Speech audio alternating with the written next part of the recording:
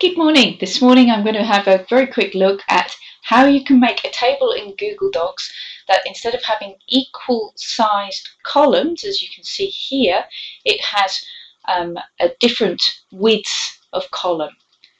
If we look at the HTML in the Google Doc,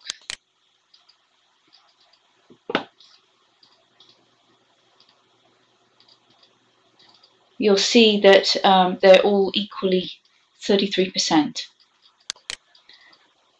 And it's much easier rather than going in after making a table and trying to change that than it is to just set your table up from the get-go with the width of columns that you really want. So to put a table into Google Docs, click Table, click Insert Table. I'm going to go for, I just have 2 rows, but I'd like 3 columns. And change this to %. I normally change it to 90% so that if I download this as a PDF, it actually fits onto the PDF page a lot better.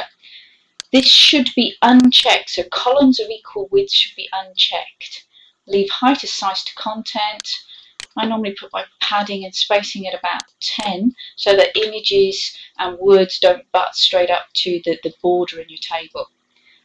Border size, 1's normally about right, and then just click Insert.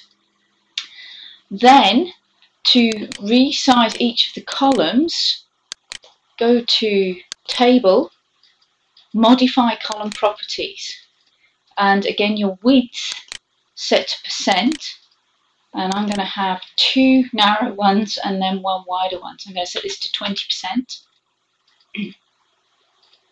And if you want the text to appear in a specific place in each cell, this is a really good time to set that too. So I normally have mine left top and change. And you can see here that the widths change. We've got 1 narrow one and 2 wider ones. And again, so Table, Modify Column Properties, go to Width, change that to %. I'm going to have 2 at 20%.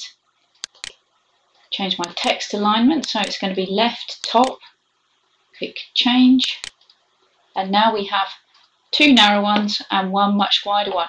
And if we go and look at the HTML now,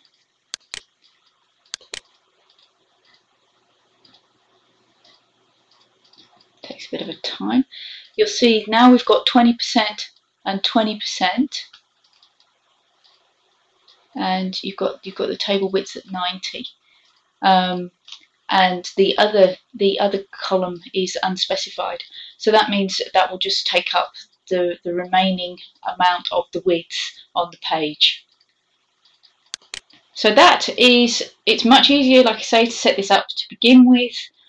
You can go into the HTML afterwards and change things, but it's a bit of a pain. And you can also use that modify column afterwards, but sometimes it doesn't work.